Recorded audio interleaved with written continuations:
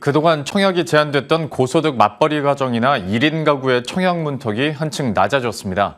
정부가 민간 분양 특별 공급 물량의 30%를 추첨제로 배정했기 때문인데요.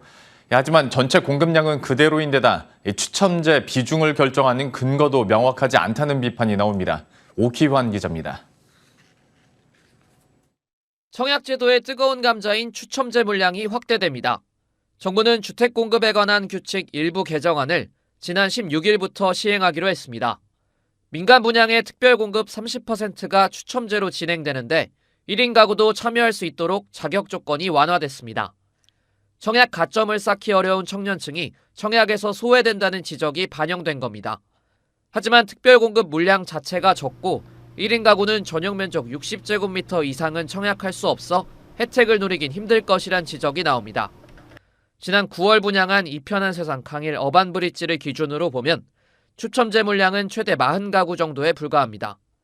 특히 해당 단지는 모든 가구의 전용 면적이 60제곱미터보다 넓어서 1인 가구는 청약이 불가능합니다. 결국 대상 주택 수가 너무 적어 청년층이 체감하는 효과가 크지 않다는 겁니다. 청약제도에 대한 개편이 이루어지더라도 사실상의 내용은 배분 비율의 조정이 관계된 것뿐입니다. 할당됐던 물량들을 추첨으로 돌린다고 해서 어떠한 문제가 해결되거나 추첨제나 가점제 등의 비중을 정하는 기준이 명확하지 않은 점도 문제로 꼽힙니다. 명확한 수요 검토 없이 불만의 목소리가 커질 때마다 정책이 바뀌고 있다는 겁니다.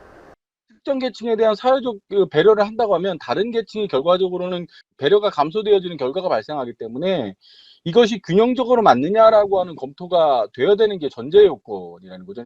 정부가 청년층의 불만을 잠재우기 위해 나섰지만 체감 효과는 크지 않을 전망이라 실효성 있는 개선안이 필요해 보입니다. 머니투데이 방송 오규환입니다.